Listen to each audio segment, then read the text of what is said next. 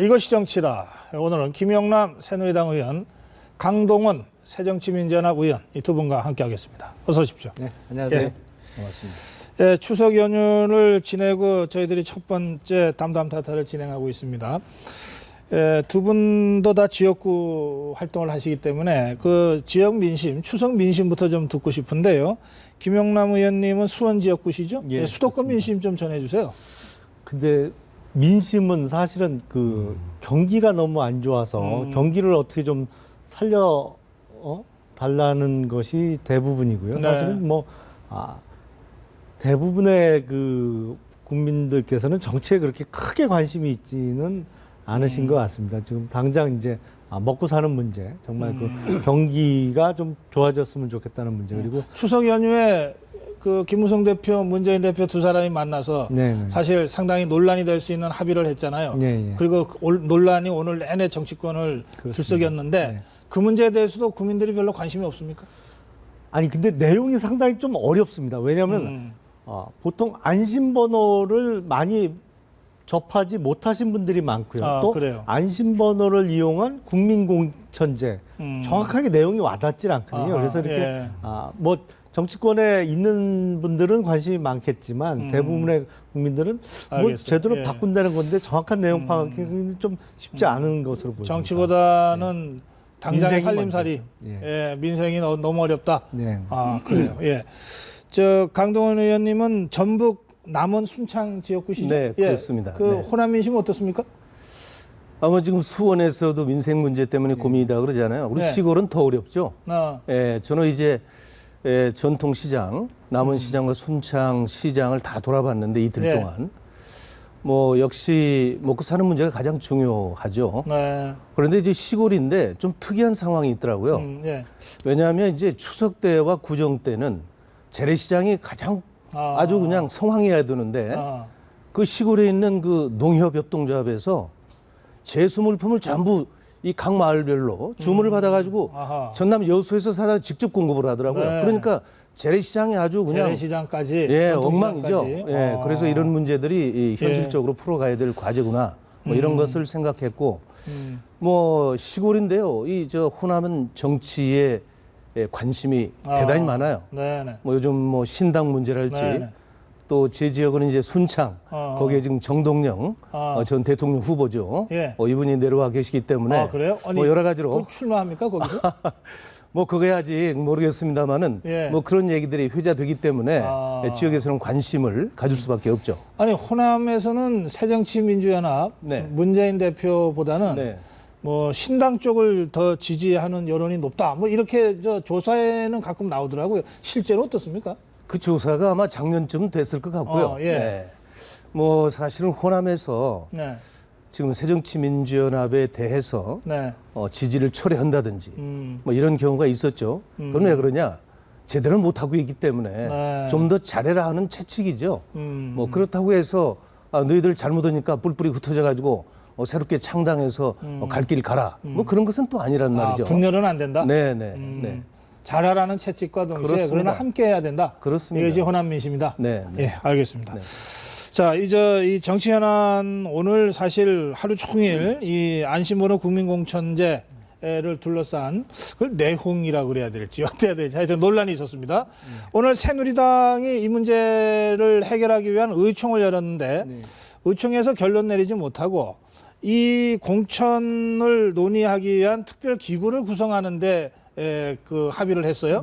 그러니까 이제 결론을 늦춘 것인데 오늘 새누리당 의총 분위기부터 좀 전해주세요. 원래 오늘 의총은 사실은 이제 공천제를 논의하기 위한 의총이 아니었고요. 네. 선거구 획정, 그러니까 뭐 지역구 의석수와 비례대표 의석수, 이제 주로 이것을 논의하기 위한 의총이 그전부터 예정이 돼 있었는데 이제 28일 날 네. 양당 대표 간에 안심번호를 이용한 이제 공천제도에 대한 잠정적인 합의가 있으면서 이제 그게 쟁점으로 떠올랐습니다. 사실은 네. 그래서 의총 직전까지만 해도 새누리당의 당론은 소위 미국식 오픈 프라이머리가 당론이었거든요. 근데 그러니까 미국식 오픈 프라이머리라고 하는 게 예. 그 경선 날 특정 장소에 예. 투표에 참여하고 싶은 유권자들이 직접 다 같이 가서 하는 거죠. 예. 그 자리에서 현장에서 투표하는 거죠. 예, 예, 이게 그렇습니다. 미국식 오픈 프라이머리죠. 예, 예, 예. 그런데 그런데 이제 그게 야당에서 다른 소위 혁신안을 내놓으면서 그 오픈 프라이머리는 안 받겠다. 사실은 이게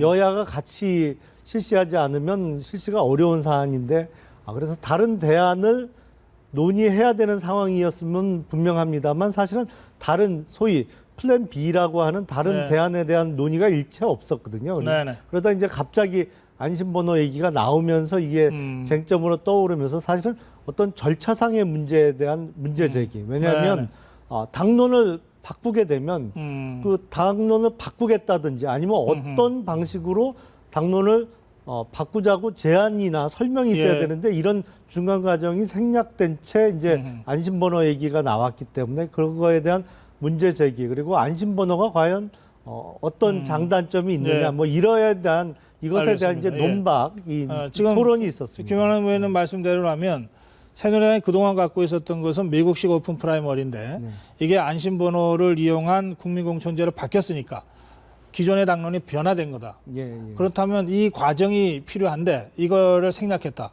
그래서 김무성 대표한테 절차를 무시했다고 하는 비판이 있었지 않습니까? 네. 김무성 대표가 이거 사과했습니까? 아니면 아니요, 사과는 아니고 이제 예. 양당 간의 대표 간의 합의가 갑자기 된 그 과정에 대한 이제 설명이 있었습니다. 사실은 예. 이제 야당에서는 기존에 그 소위 그 전략 공천을 20% 이상 하면서 네.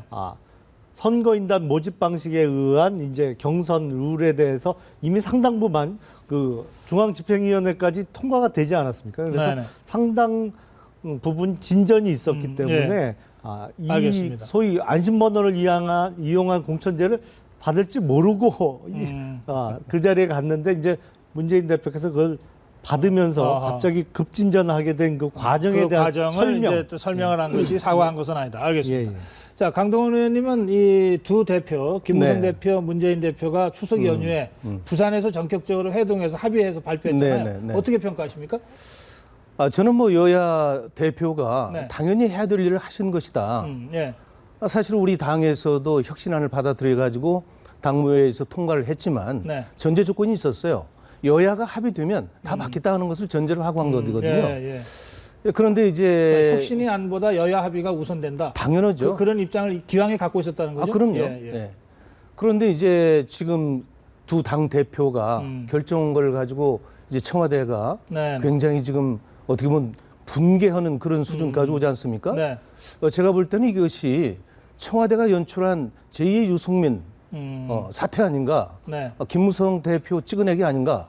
이런 생각을 가질 수밖에 없어요. 왜 그렇게 왜 그러냐면 예. 이제 두 가지 측면이 있습니다. 네. 첫째는 이게 2012년도에 당시 새누리당에서 대통령 경선 때 이미 도입했던 제도이거든요. 네. 예, 그리고 지난 8월 달에 국회 상설기구인 정개특위에서 여야가 이미 합의를 한 사항이에요, 이게. 안심번호제가. 네. 그런데 왜 그때는 제기 안타가 이제 제기를 하느냐 하는 문제가 있고요. 네. 예, 두 번째는 이제 지난 대통령 선거 때 공천권을 우리 국민에게 돌려주겠다.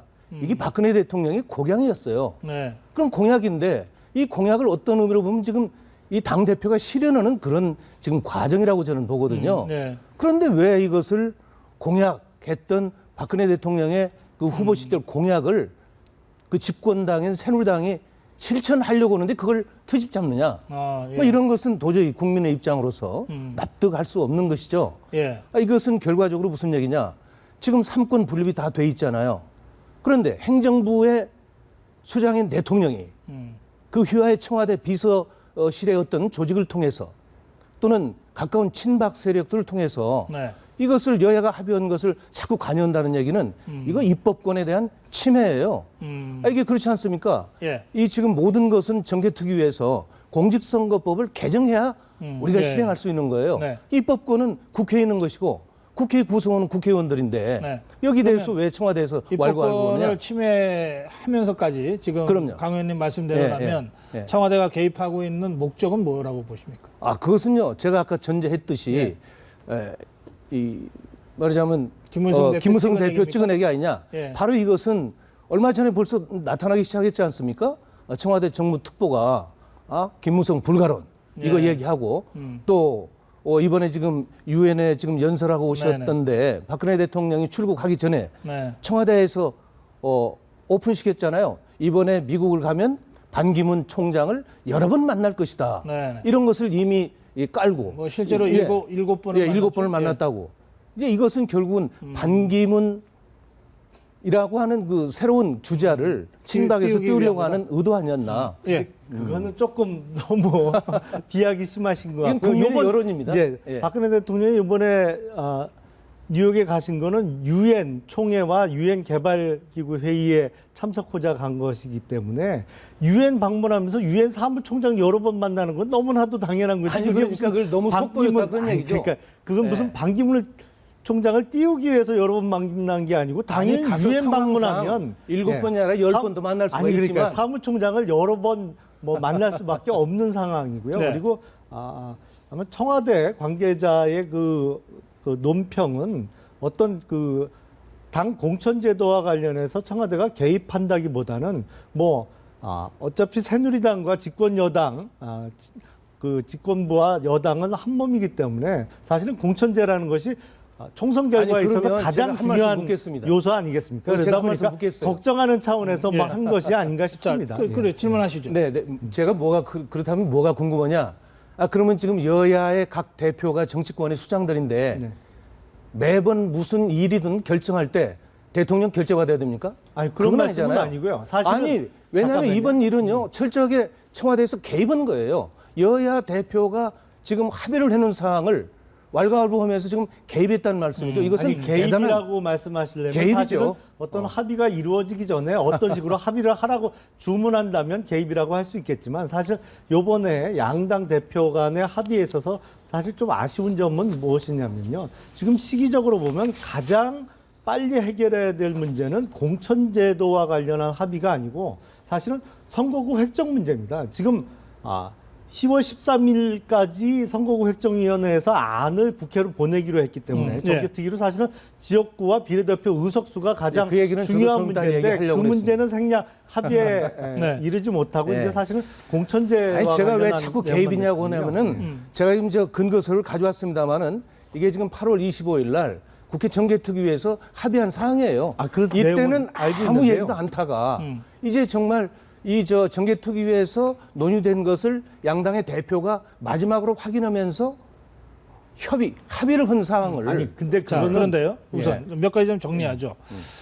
지금 김영남 의원이 사실은 더 중요한, 더 급한 이슈가 있었다. 네네. 선거구제, 선거구 수 이거부터 확정했어야 되는데 공천룰을 달랑 합의하고 다른 거는 하지 못했다. 이렇게 좀 비판적으로 말씀하셨는데 그 부분에 대해서는 동의하십니까? 저도 동의합니다. 예, 지금 사실은 이종걸 원내대표도 네. 이제 같은 취지의 얘기를 네, 이미 네, 하고 네. 있거든요. 네, 네. 그러니까 그 부분은 입장이 같으시니까 그건 이제 일단 논의로 하고. 네, 네. 자, 어쨌건 공천 룰에 대한 합의를 여야 대표가 했는데 청와대가 5가지의 우려사항을 제시하지 않았습니까? 그것도 첫째, 둘째, 셋째, 넷째, 다섯째 이렇게 꼽았어요. 그 중에 사실은 제일 핵심적인 거는 아까 이제 그 미국식 오픈 프라이머리는 한 공간에 이렇게 그 유권자들이 와서 현장에서 투표하는 건데 역선택을 방지하기 위해서 여야가 같은 날 이렇게 해야 되기 때문에 여야 합의가 필요했다. 이거 아닙니까? 그러니까 역선택을 방지하는 것이 이 오픈 프라이머리의 굉장히 중요한 요소라는 거예요. 그렇죠? 네. 그런데 이번 경우에 국민 안심 안심번호 안심번호. 국민공천제가 과연 역선택을 방지할 수 있는 거냐? 이게 첫 번째 이제 청와대가 제기한 거 아닙니까? 그 문제는 어떻게 보십니까? 아니 그러니까 지금 사실은 예. 합의 내용이 약간 불분명한 것이요. 네네. 기존에 이제 새정치민주연합의 공천안은 전략 공천을 20% 이상 하면서 전략 공천을 안 하는 지역에 있어서는 선거인단을 꾸려서 이제 경선을 하겠다는 것인데 그래요. 예. 이번 양당 간의 합의 내용이 그러면 새정치민주연합이 전략 공천을 한 것도 안 하고 그러니까 전 지역구를 다 이 안심번호를 이용한 국민공천제를 하겠다고 지금 당론이 바뀐 건가요? 그 부분이 명확지가 않아요. 지금 우리는요, 예. 지금 이 돌발적인 사태가 지금 벌어졌기 때문에 네. 그 문제는 앞으로 진행돼야 될 문제예요. 앞으로 논의할 거다? 다만 예. 우리 당에서 20%의 전략 공천을 할 수 있도록 룸을 만들어 놓은 거는 예를 들어서 가장 취약 지역인 영남이나 아니면 정말 그 가장 이 가능성이 있는 지역에 가능성이 있는 후보를 내세워서 이길 수 있는 지역, 이런 지역을 전략공천하기 위해서 이제 남겨놓은 건데요. 네. 자, 이것은 지금 어찌됐든 이제 이 양당 대표가 합의한 이것이 진행이 돼서 법이 바뀌어지면 그것은 그냥 없어지는 거예요.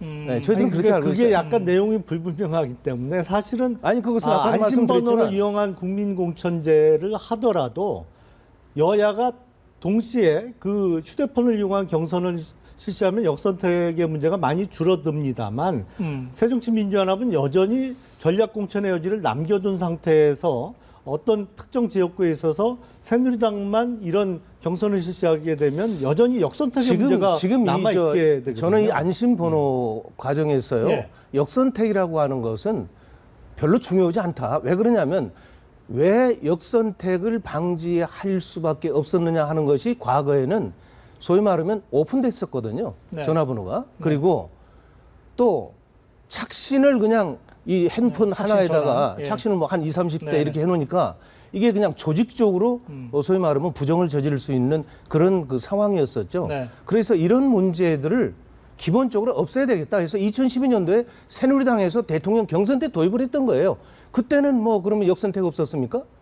그건 말이 안 되는 거죠. 그러니까 그거는 조금 틀린 얘기인 게요. 그러니까 양당이 예를 들어서 이게 휴대폰 경선 아닙니까? 쉽게 설명을 하자면 그러면 어떤 그 정치 성향을 가진 아니면 투표 성향을 가진 유권자에게 핸드폰으로 여론조사가 왔을 때 자기가 양당이 공히 그 경선을 실시하면 자기가 지지하는 후보를 선택할 수 있지만 한쪽은 경선이 없고 다른 한쪽만 경선을 실시한다면 사실은 자기가 지지하지 않는 상대방 후보에 있어서 지금, 약한 예, 후보를 잠깐만요. 지지할 수가 예. 있거든요. 그 굉장히 그 미시적으로 좀 들어가는데. 그러니까 안심번호 국민공천제가 이제 우리 국민들한테 지금 낯선 제도거든요. 그럼요. 잘 그동안 모릅니다. 여러 차례 예. 시행됐다 하더라도 부분적으로 시행됐을 뿐이기 때문에 네. 그래서 저희가 아주 기본적인 것부터 제가 질문을 한 가지만 네. 드리겠습니다. 자, 안심번호 국민공천제가 시행이 됐어요. 전면적으로. 제 휴대폰에 안심번호가 부여가 됐습니다. 그래서 저한테 전화가 걸려왔어요. 그런데 저는 사실은 정의당을 지지하는데 그런데 새누리당이 조사를 하면 제가 역선택을 위해서 저 새누리당 지지자입니다. 라고 대답하면 그때부터는 이게 투표가 가능한 거 아니에요. 지금 뭐 질문에 방식으로는. 이제 어느 당을 지지하느냐가 들어간다면 예. 그렇게 시작하겠습니다만. 그러니까 예. 아니 다른 방법으로 내가 이 새누리당을 지지하는지 새정치민주연합을 지지하는지를 확인할 방법이 없잖아요. 예, 여론조사를 하는 조사원이 또는 ARS가 기계음이 어느 당을 지지합니까?라고 먼저 물어봐서 새정치를 지지하는지 새누리를 지지하는지를 확인을 해야 그 다음부터 진행이 그렇습니다. 되는 거 아닙니까? 네, 그렇습니다. 그럴 때 최초의 이 대답을 제가 의도를 가지고 거짓말을 할 수 있잖아요. 그거를 가려낼 수 없지 않습니까? 가려낼 수 없죠. 그러면 역선택은 가능한 거죠. 논리적으로. 역선택이 가능하다는 논리는 성립이 되지만 예. 그게 몇 프로나 아니 가능될까? 그러니까 예. 그 문제는 이제 예. 대세 관계 없으니까 예. 일부 역선택이 있어도 그냥 가자는 주장은 있을 수 있지만 이 안심 번호가 역선택을 원천적으로 못하게 만드는 건 아니라는 거죠. 그렇죠. 그렇죠. 그러니까 예. 역선택의 가능성은 있는 겁니다. 자, 그리고 이게 이제 청와대가 첫 번째 지적한 문제점이에요. 그러니까 지금 이 안심 번호가 이 사생활 정보나 이 개인 정보를 안전하게 지켜준다는 의미에서의 그렇죠. 안심인 거지. 네네. 역선택을 방지해준다는 의미에서의 안심은 아닌 거란 말이에요. 그러면 오픈 프라이머리 때 제기됐던 역선택의 문제점, 이거는 완전히 해소되지 않고 여전히 남는 이런 거 아니냐. 이 그렇죠. 문제 그러니까 제기죠. 여야가 동시에 실시해야 그게 그래서 좀 줄어드는 거죠. 예, 그러니까 그래서 모든 줄어듭니다. 제도가 100% 완벽할 수는 없는 거죠. 네. 그러니까 지금 김영남 의원도 그래서 안심번호를 채택하더라도 여야가 전략공천 같은 거 말고 이 예외적인 조항 말고 여야가 똑같이 그렇죠. 안심번호로 국민경선을 하면 역선택이 최소화될 거다 이 말씀이거든요. 그건 동의하시는 거고. 그러니까 우리 당에서도 지금 그 당무위원회 통과된 게 20%라고 하는 것이 여야 간의 합의에 의해서 이 공직선거법이 바뀌어지면 우리는 그거 안 하겠다 그런 거거든요. 네. 그러니까 뭐 거기에 대해서는 염려 안 하셔도 되는 거죠.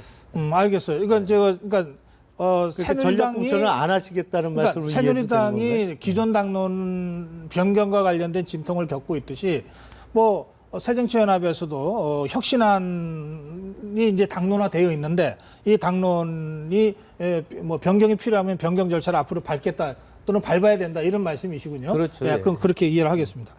이제 두 번째가 이게 통상적으로 전화 여론조사 응답률이 2%도 안 된다는 거 아닙니까? 김무성 대표도 이거 하나는 사실에 부합한다 이렇게 인정했어요. 이제 그러면 이게 전 국민에 대한 전수조사라고 하면 별 문제인데 그렇게는 안 하는 거 아닙니까? 어쨌든 뭐 몇만 명이 됐든 또는 뭐 지금 새정치 쪽은 1,000명의 선거인단을 지금 300명 상정하고 이상, 있으니까. 1000명. 표본을 뽑게 되죠. 그렇죠. 그러면 보통 선거구의 유권자가 뭐 13만 명에서 20만 명 막 이렇게 되는데 그 중에서 1,000명 또는 이렇게 되는 거니까 결국은 똑같은 조건이라면 우리 쪽에 조직원이 많은 사람들. 그래서 전화를 조금이라도 더 받을 수 있는 사람들한테 결과적으로 유리하게 작용할 가능성이 있지 않냐. 이 문제거든요. 두 번째 제기한 것은. 그러니까 조직이 센 사람이 유리하다.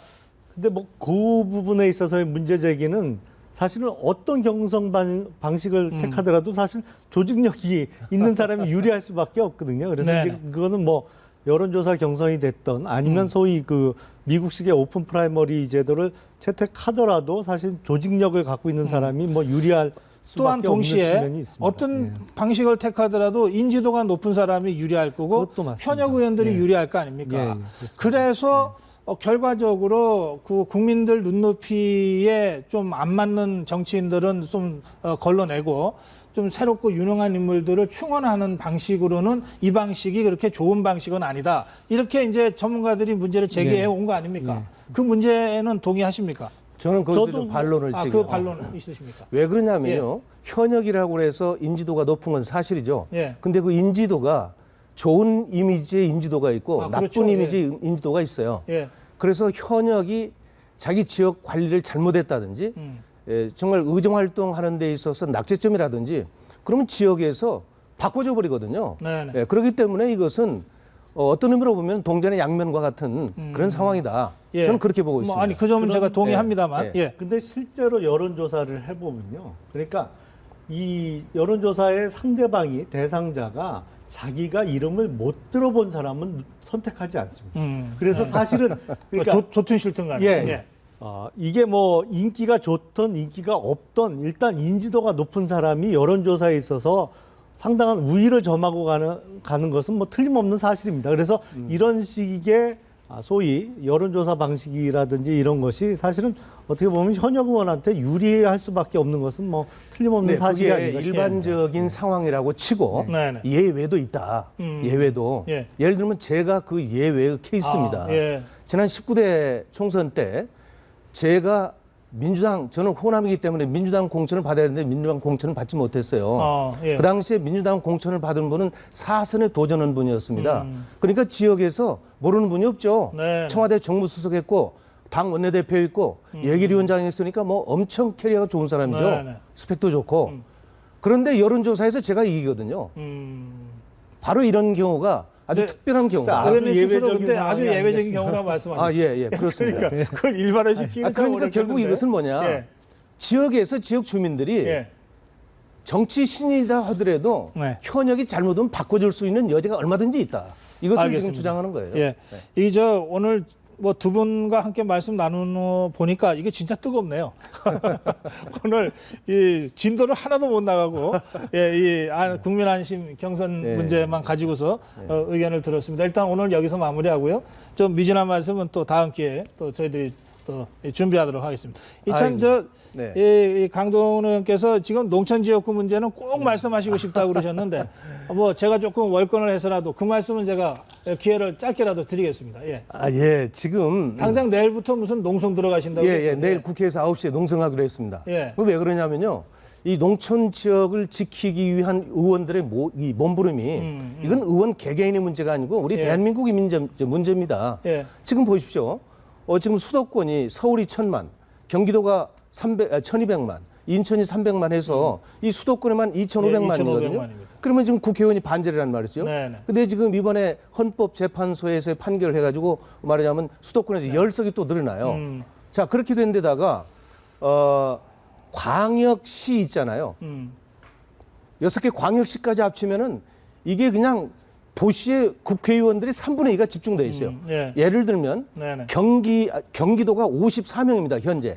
그런데 강원도, 충청 남북도, 전라 남북도, 제주도를 합해야 54명이에요. 예. 이게 지금 과연 국토의 균형 발전에 맞는 제도인가? 심각하긴 해요. 아니 예. 그래서 저희는 새누리당은 비례대표를 줄이자는 입장인데 새정치민주연합 쪽에서 비례대표를 못 줄이겠다고 해서 지금 의원 정수에 대한 아니, 합의를 저도 못 하고 있는 겁니다. 그것 예. 때문에 우리 당 지도부에 굉장히 불만인데 아, 예. 그러면 왜 비례대표는 줄여서는 안 된다라고 주장하면서 농산어촌의 지역구를 지켜야 된다는 얘기는 못 하느냐 이런 말이에요. 그 부분에 있어서는 이 저희와 입장을 문제를 같이 하시네요. 이 문제를 제기하기 위해서 내일부터 농성에 들어가신다니까 아니, 예, 사실 저는 오늘 이 얘기를 더 깊게 얘기하려고 왔어요. 충분히 이 정도면 문제 제기는 된 것 같습니다. 네. 예, 다음 기회를 또 저희들이 준비해 네. 보겠습니다. 말씀 잘 들었습니다. 네, 감사합니다. 고맙습니다. 예, 감사합니다.